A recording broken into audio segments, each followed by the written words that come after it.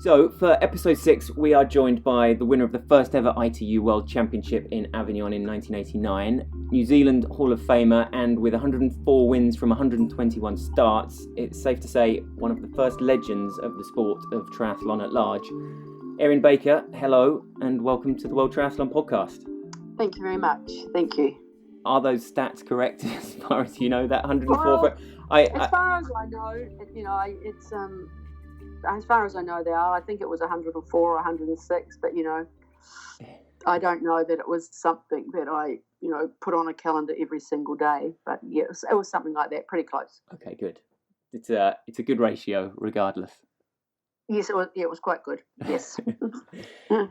So, I suppose I'd like to know really when you first became aware of this kind of crazy new thing that people were calling triathlon and competing over the three sports. Where and when and how old were you when you first discovered it? So just to start with, I'll tell you, I'm terrible with figures. Well, no, not figures, just dates. And so I have a good recollection, but the dates might not be. I won't actually say them because they might be out by a year or two. It's the same with my children's birthdays. It's sort of like it was that year or another year. But I became aware of triathlon when I was living in Australia when I was in my early 20s. So that made me in the early 80s. And that was it was round the beginning. New Zealand actually had a race. And I was living in Australia at that time. And that was starting to have a few races, and I had generally been aware of it and just not maybe through TV. It was just through maybe it was occasional mention of the Ironman triathlon or something. And so I was in Australia. I decided it was time to get fit again. I had previously been a good but not great competitive swimmer, and I had been a good runner. And I thought, well, I'll just do that triathlon. I'll give it a go. And so that was around about 1983, I think. And I did an event very close to Sydney where I was working and living at the time. And I won it and did a couple more that year and just sort of thought, well, this is quite, okay. I quite like it and it's helping me and, getting fit again. And then became aware of an event in Australia, which was an Ironman in Australia. It was called it was called Tooheys Great Lakes Triathlon. So I thought I would give that a go. It was an Ironman, and it had $12,000 prize money. So I thought, God, that's an enormous amount of money. But, I've heard of these stars overseas, and some of them were coming to Australia for that event, and I entered and then won that. So that was sort of where it all really started. Right. And did you get a sense of, the buzz that this new sport had when you were getting together for these events and so on? It's not often that you get to be in a situation where you can be at the very genesis of a sport, right? At the very most, people would have been doing it for a decade or so. So did that? Yeah, or less. Yeah. Yeah. So did that bring? No, I wasn't ever like that. I'm completely different to just about every triathlete I've ever met. I just take things as they come. I don't reflect or dwell on things, and when I'm done with them, I move past them. So for whatever reasons at the time, I thought, yeah, this is cool, and the only thing I do remember is I've always been very work orientated. So training hard and all that sort of thing was fine and normal, but more on the fact that you have to earn a living, and you do something to earn a living, and it appeared that maybe I could do this and earn a living, which seemed like really cool because it was better than being inside all day. And it just probably enabled me to feel better about myself doing this sort of thing.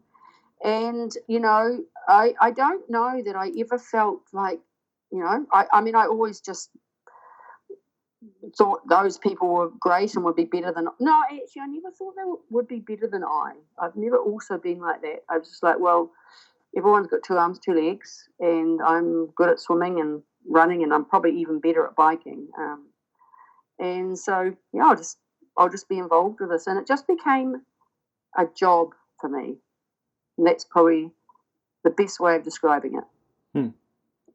So yeah, you weren't sort of caught up in the furore around it? No, I don't think. I mean, of course, it was nice, and I had times, I was being flown here and there, and I couldn't believe it. I couldn't believe that this was me living in this life, and sponsors, signing me up with deals and money coming in, and buying a house. And I remember going to buy my first house. It was only $64,000, but I was only 23, and of course, the person took no notice of me whatsoever, the real estate agent, and they said, well, got a deposit? And I was like, oh, I've only got $40,000 because I knew nothing, So they got, well, shit, that'll be enough.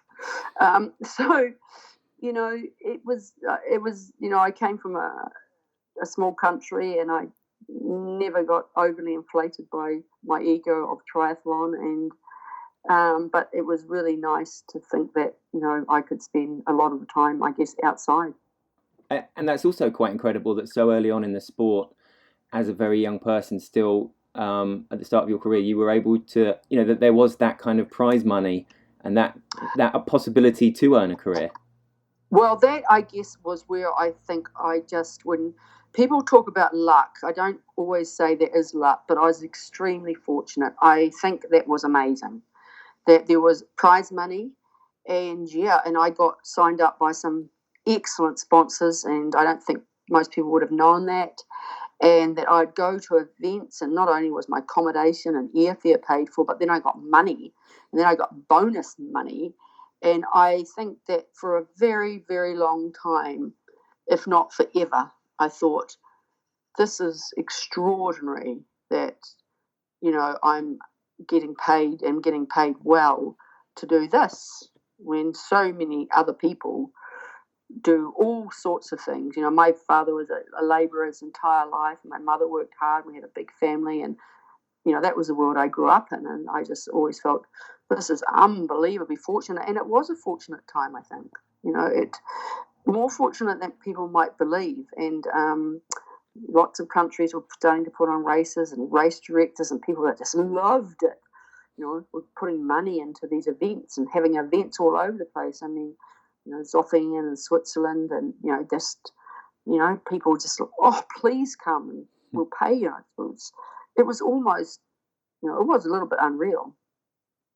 I suppose to be able to be the best in the world across three sports, to be the best in the world on any one of those sports would have been out of reach for quite a lot of the people competing, would it? But put them together, and suddenly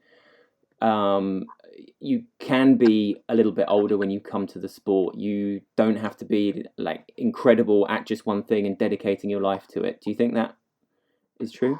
Well, it was. I mean, it's an interesting thing because, initially, I think it was really perceived, and certainly, I would have thought of myself that, I can do all three of these things pretty well, and, I've learned to swim well. I never represented New Zealand, but I was, top three often, and same with running. And so I think an interesting, early on, triathlon was perceived with, really good people, good athletes that weren't great at anything but were good at everything. And there was certainly an element of that. But I think when push came to shove, and I'm only speaking in my own experience, but you can absolutely know it of so many triathletes, just look at, all sorts of, I'm hopeless with names because I don't really follow it that much, but there's been so many sensational athletes in triathlon that can compete at almost a world level, in other sports. I ran a 32:38 10K on the track, but I actually did a 32:10 on the road. I beat the entire US Women's Olympic team at an event once of cycling. I mean, of course, they might not have been at their best. I'm not saying they were. But in the end, a lot of triathletes were exceptionally good at their sport. I can't name Olympian swimmers that came into triathlon. And maybe we weren't Olympian swimmers, but, if we were doing, a marathon or, 10Ks at the Olympics, maybe. But a lot of triathletes perhaps could have. represented their countries at the Olympics. And I certainly feel, and it's not to blow my own trumpet, but now, I mean, I never had a big head, and I never felt I was that exceptional. But I know now, and I look back, and I certainly, if I concentrated on cycling, I could have represented New Zealand in cycling. And, if I'd really maybe pushed it and not done triathlon and kept on running, but I probably wouldn't have kept on running if I hadn't done triathlon. I probably could have represented New Zealand at Olympic level at running, but not have won a medal, certainly in running.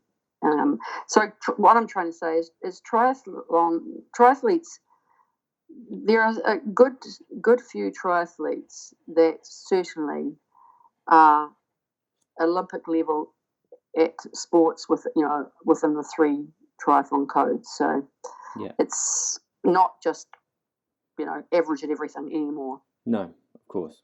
And just not to dwell on the money side of things, but to fuse together, I suppose, those 3 what are universal sports into one. You can understand why it was a bit of a sponsor's dream as well, right? And a nice. It was the sort of perfect storm of great events in great places with incredible athletes, and the TV got on board very early on as well, right? So that it did. Yeah, I think you're right. It was like the perfect storm at that time. It just was. It was, it was between the 10K and the marathon scene in a way, and it was just, it was exciting, and people looked good. I mean, television's all about what looks good, and people looked good in their swimming togs, and running, biking, and swimming in their swimming togs, and it was the TV channels actually did hook into it. American, the ESPNs of the world. That was pretty huge that they did that, and perhaps if you evaluate or want to evaluate the size of the sport at that time, that might have been punching above its weight, as they say, So it was a perfect storm, and I was probably not as, there were people in the sport at the time that were really aimed at the Olympics, and I was certainly didn't have the insight to see that early on, and I think other people did. And that's probably also what sponsors saw and what the TV saw. It certainly wasn't early on what I saw.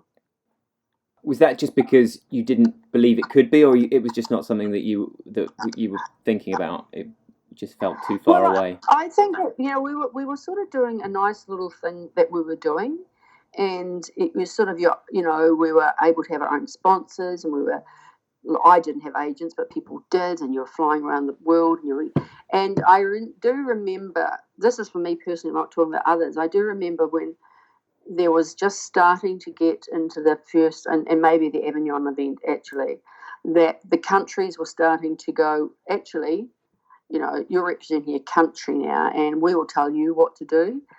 And I've never been a conformist, and I thought, well, I've got Lecoq Sportif, and I've got Look, and I've got other sponsors, and they're the ones that pay me, mates. I don't know if I'm going to, if you want me to compete for you, I'm not necessarily going to, just wear your, generic black uniform. And so maybe it was just I didn't see it on the timeline of which I was in, and so it was like, I don't, really care. Now, of course, a young person would have maybe looked at triathlon who was, say someone who's 12 or 8, 15, and thought, wow, wouldn't it be amazing if that was in the Olympics one day? But that was certainly not how I perceived it. And, people might say now, would you have, wished you'd gone to the Olympics? It didn't, it would, to be perfectly honest, it would have been nice to go to the Olympics to just sort of see how it all goes, because I've never been to the Olympics, but I've never felt any regret that I didn't. And was there a bit of a feeling then about a tussle between what was a fiercely independent sport that had kind of grown up without any outside help, and then whether it was like the New Zealand National Federation or the sort of prospect of a world governing body? Was there a sort of, were you involved or get a feeling of that, like, political tussle and being used sometimes maybe as a pawn in that? Well, I was just a little bit probably ignorant and arrogant of it, and wasn't particularly compliant with people like Les McDonald, who Les had obviously had an agenda to get everyone to the Olympics, and of course that was a great agenda, but it wasn't my agenda. So I was a little, if you look back on your life and you think, well, where could I have done better? Maybe I would say yes.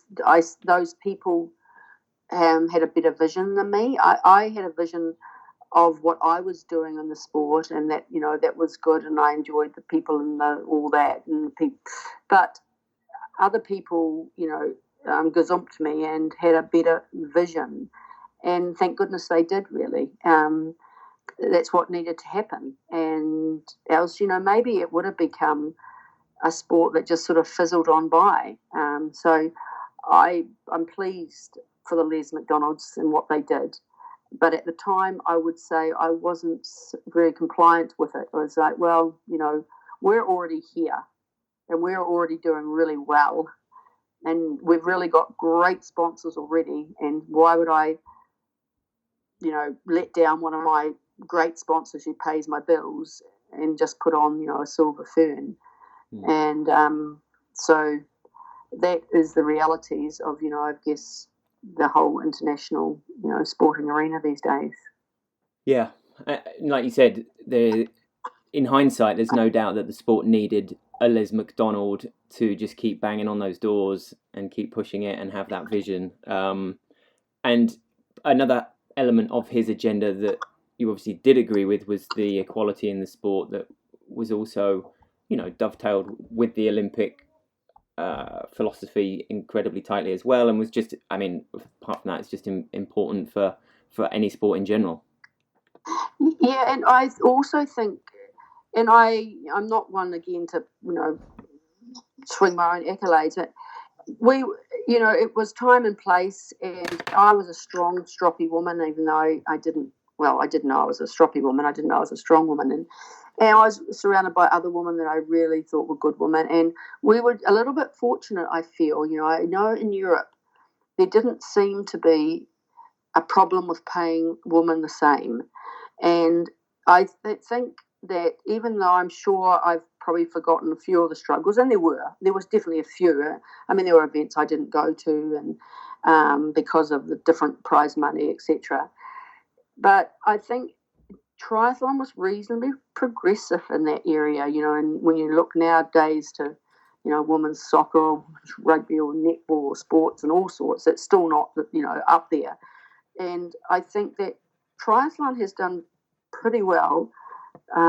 We did have women that, pretty much held their ground, but they also had some women, that people wanted to see and were prepared to pay for to come, There were some interesting women in the sport, and the Puntis twins were, and a good example of that. And so triathlon, was maybe I would never have hung around. I pretty much think if it had huge variation in what men and women's worth was perceived as, and I think triathlon has kept that very well in comparison to many sports. And it didn't have the baggage of history. It's another fortunate consequence of being a new sport, right? And growing up equally men and women at the same time, and therefore it was able to be part of the DNA of the sport from the start. Yeah, totally. You only have to look, women do Ironman, women do sprints. Didn't have any of that problem with, marathons where, pull women off the course because you shouldn't do a marathon, or women's tennis even where, women only do 3 sets. Women did Ironman, women did sprints. It was just, that was what you did. It wasn't, oh God, you can't do that. And still, given all of that you must have had a sense of that first World Championships being an incredible moment for the sport, and seeing yourself on that start line for the first time. You can't have helped but get caught up in that, surely. Oh, no, and it was pretty huge in many ways, because it wasn't just that it was, the first official triathlon World Championships, or, the Olympic distance, whatever it would be called now. But it also was because it was in France, and you've got to remember the Coq Sportif had supported me and, made my life, really, for 4 or 5 years before that. So it was a lot. It was also an enormous amount of pressure, because, New Zealand media had taken a lot of notice of me by then. I was probably the favourite-ish to win. It was Le Coq Sportif put enormous resources into it, i.e. I'm sure they sponsored it. I know they had tons of people there from the company, and it was sort of like, so it was a pretty big pressure. But I did, there's no doubt we all knew that, it was a bit hard because it was the first official, yet, we had been to a couple of other world championships where they were world championships, they'd been called that, and more importantly, they were world championships by the people that attended. Like, it wasn't like no one was there. We were racing, the best. There was a world championship in Perth prior to that, where I can't remember anyone, man or woman, who didn't go to that event who was the best in the sport. And then the same in Kelowna, Canada. So so this is very much the first ITU World Championships and Olympic distance. Yes, quite. Yes. So it was. Don't get me wrong. It was very, very. It was special, and but it was, as I said, it was also an enormous. It was an enormous thing for me. It was enormous because it was everything: New Zealand team, New Zealand pressure, New Zealand uniform, New Zealand media, the Coq Sportif. The whole thing. Yeah, and I mean, we can watch that first World Champs back on Triathlon Live now. It's still, it's still one of the very well watched videos. I mean, crossing that finish line, you look so businesslike. The aviator shades, the finish line itself looks like absolute chaos.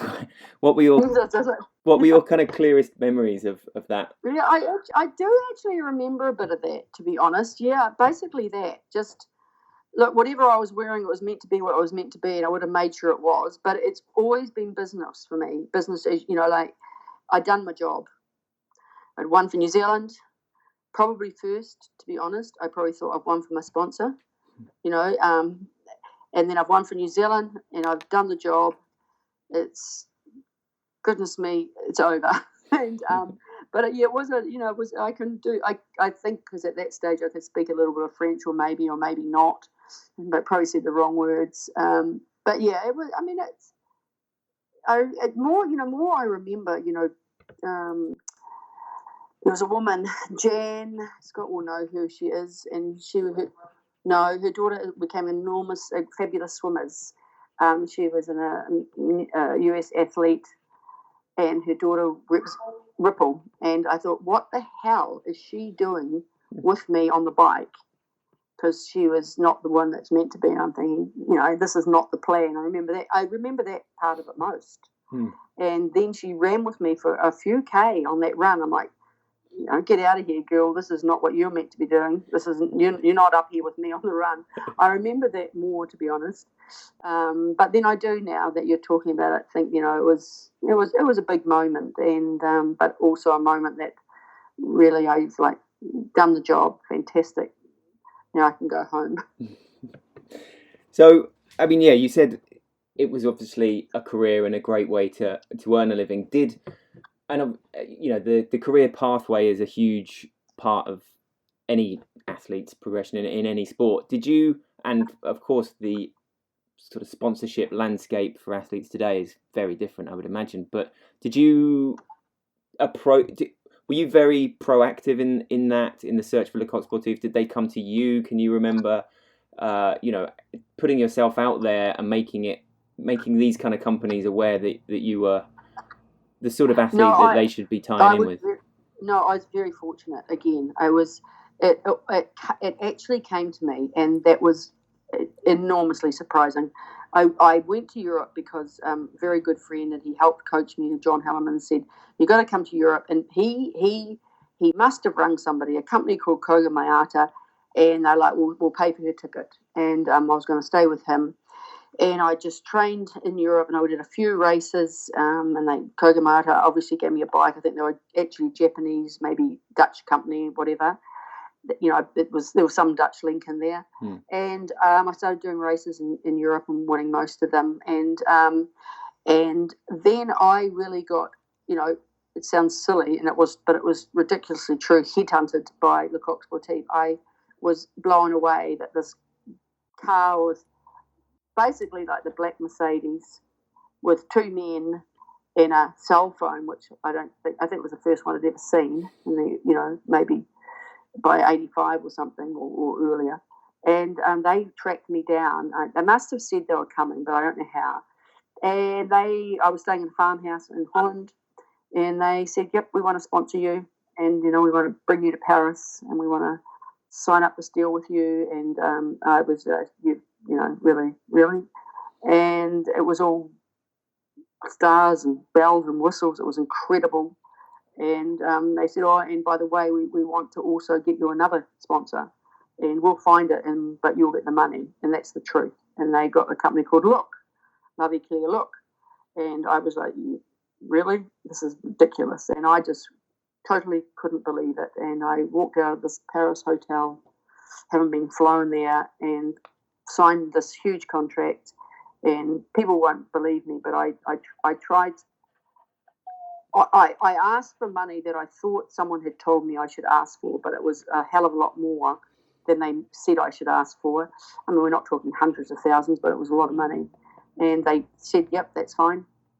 And I walked out of this hotel room, and I didn't know what to do, this meeting. And I walked down the shop, and I saw like a, I don't know, Yves Saint Laurent shop, or, Gucci. And I thought, I've got to go and buy something. So I went and bought a pair of sunglasses. And I was just blown away by it. And, from then on, and because I was, obviously reasonably good in winning races, I never had a manager. We got an agent for a little while, but it was only at my later stages of my career that probably an agent was needed more, as you're getting along in the tooth and all the young ones are coming up.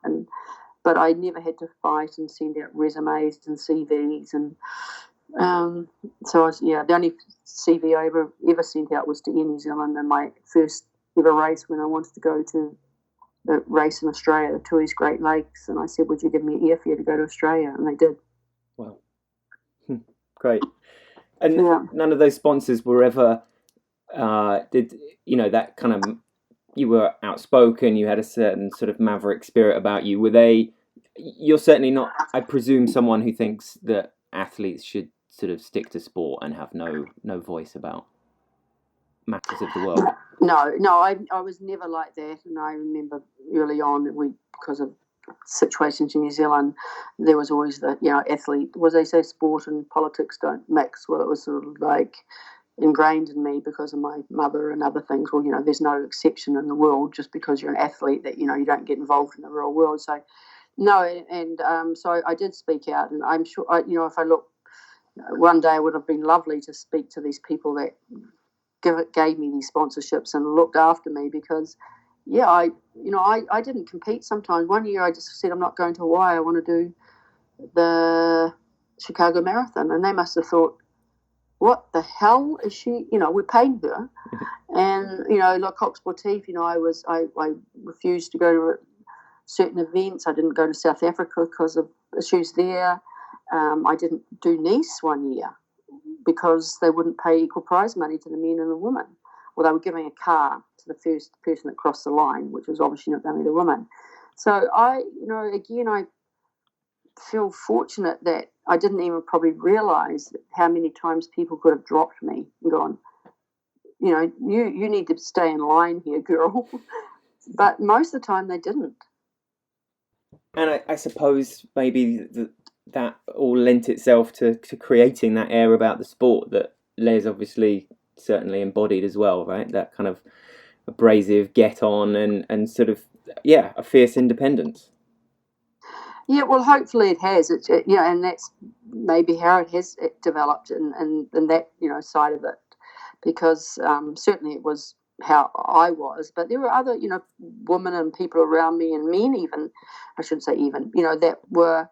So I suppose if you start from a position of normality, even though it's quite high up the scale, you didn't realise it. You just don't drop down. You just don't, oh, well, no, okay, well, I won't do that because I'm not allowed to do that. But if, as I said, I think triathlon was pretty progressive in the scheme of things, and not just the distances or the the sponsorship and the prize money, and that it was a pretty progressive sport, and we were probably all more fortunate than we ever knew. And were the sort of rivalries and the relationships also fairly fiery back then? I mean, I don't know if the fact that you felt freer to be yourself and speak your mind, and maybe there's a feeling that today's athletes are a little bit more mild and worried about what, you know, social media might say, or when someone like Nick Kyrgios is flagged up as, you know, the kind of wild child of sport now, and you know he's not really, is Yes. he? Let's be honest, it's not doing anything, like he's not pushing the envelope too far. Yeah, we were. No, I think for me in particular, because of my personality type, you know, I would have got into so much trouble with all of this, you know, with the social media side of things, and you know how everything's jotted, everything. No, everybody knows everything you've said and done, and you know, I mean, I don't cope with it at all. I do none of it. I do nothing. Facebook, Twitter, whatever else there is, I do none of it. And to have been critiqued more than I was, and I could have, you know, and I would have been.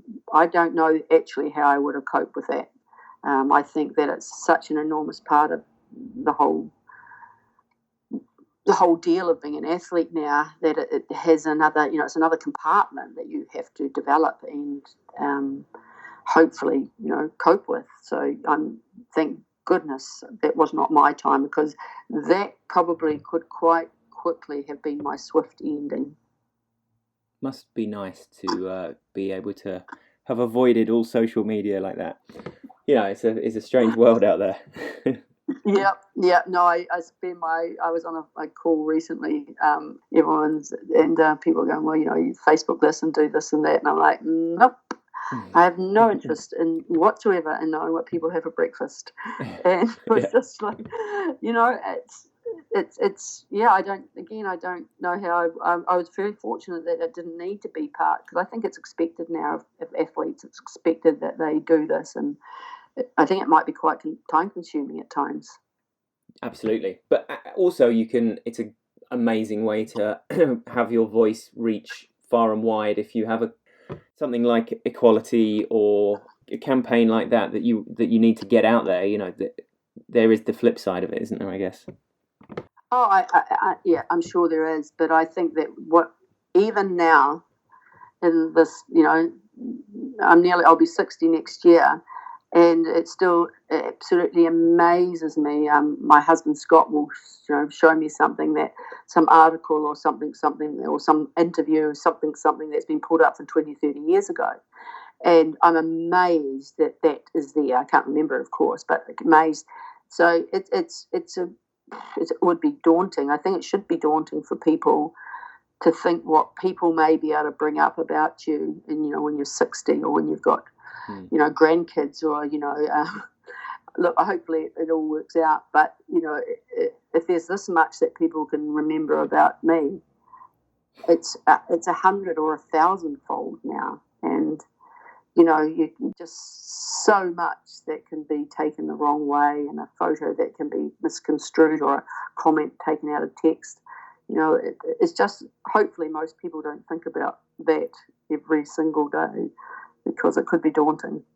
Yeah, and I suppose that a career is documented now, whether you're a world champion or not. You know, that like you say, there are, in previous generations where there wasn't, obviously there were cameras and newspapers and so on, but when you look back on your achievements, and for so many sports people, whether they accomplish greatness or not, when you reach, you know, you're turning 60 later in the year, your career has moved on to something completely different. Does it feel surreal to look back and think of yourself doing that, or is it still very much a part of you and who you are? It doesn't feel surreal. It feels like, yep, you know, that was, you know, really nice, and I need to. It's actually only doing interviews like this that makes me realise, yep, I need to just go, yeah, that was fun, you know, that was really neat, and that was, you know, a special time, and it was, because it's not really how I work. You know, as I said at the beginning, I've always called myself clinical, which is harsh in a way, but I just just moved to the next. I've loved my career that I've had since, and it would be hard for me to say which career I enjoyed the most. And so this career that I'm in now is probably, I'm thinking about, winding that up at some point shortly, and I'll just be thinking then what's next. I've just not a dweller, and whether it's something, some psychologist would want to get into my brain and work out. I just don't do the big dwell on, think about, wish it was. I just don't do it. So that's how I am. So you wouldn't say you miss the sport, despite however incredible that feeling of winning and that buzz of getting that world title, those world titles? I can tell you I never missed the sport. It to me was a wonderful job that I felt the pressure of it every single day, and it was a great pressure. My nightmares now are about me being in a race or being at a start line. Wow. It's so odd. It's like, I can't believe, it's, you wake up and you're in this dream of having to do a race, and they are my nightmares.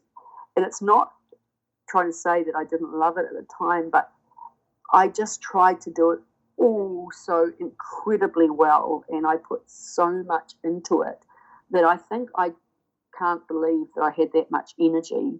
And especially as you get older, you just think, in your dream, how could I ever do that? So no, I don't miss this. I don't miss the sport. I didn't miss the sport. I only ever did one other triathlon really after the sport, and it was for completely different reasons. It was to help out a friend. And I still love the events of the sport, but it was no dwelling. I wish I was still doing it. I wish I wasn't. And my husband told me as soon as I met him, or very soon after that, there's only two ways of getting out of sport. You either go out injured like most, or you choose when you're going to go, and that's probably the better way to be, and it has been for me, I'm sure. And it was just time to get out of it, done my thing, loved it, did good. Now I'm on the way out. It's time to go.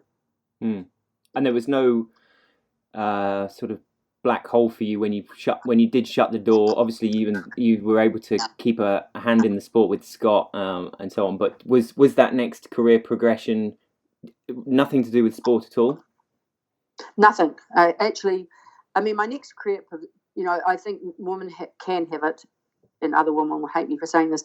I went straight to I wanted to have a family, and I had a family, and so that was a nice ease out. Not easy out, but it was. I had plenty to fill my days, and I loved doing that. Even though Scott also did a ton of that, but then I went into politics, which I didn't like, so I got out of that. No, I never had that. I didn't have that. Yeah, that needing or yearning to be back there, and I know an enormous amount of people do, and I'm one of the few people I know that really never made a cent or a living, or tried to make a cent or a living out of triathlon from the moment I left. I didn't try to get sponsors to keep sponsoring me, or companies to keep giving me product, or people to bring me to an event. I just was like, done, deal, thanks very much, bye. And it's my personality, I think. Yeah, but you and Scott have worked together doing children's camps and so on, haven't you? We did the Kiwi Kids Triathlon, and that was a business opportunity, and I knew that was something in business we could do well, and so it was a business.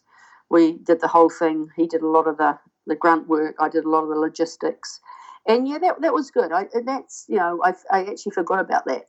And so that was nice, and that was nice for kids, and I guess because it was kids, I could do it. Mm-hmm. I don't know if I would want to have put on races for adults, because kids are always happy when adults complain, So that was really fun, and we did that until that got basically too big. It became huge, the Kiwi Kids Triathlon in New Zealand.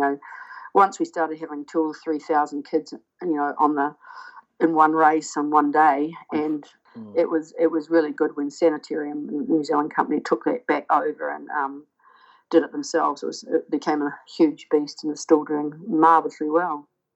Yeah, we did a video with Tyler Reed a little while ago. He was wearing a Wheat-Bix cap. Was it? Were they were your sponsor, right? Or the big one? That was it. They still are. I mean, Wheat.Bix is a cereal of a company called Sanitarium. So the Wheat.Bix Kiwi Kids Triathlon must have been going now for, well, my kids were babies, or one was a baby, so like nearly 24 or so, 25 years. Wow, brilliant. Yeah. And that was, you set that up in its original form. Well, I take a bit of, there was actually another guy that had done one event, and he hadn't maybe done it as well as Sanitarium wanted. And so I put my nose in there with Scott and said we could do this well. So I won't take full credit for it. We certainly, changed it and got it bigger, but and we're the ones pretty known for growing it. But there was another one person that started with the idea in New Zealand of doing kids triathlons. So I won't take the whole credit for it.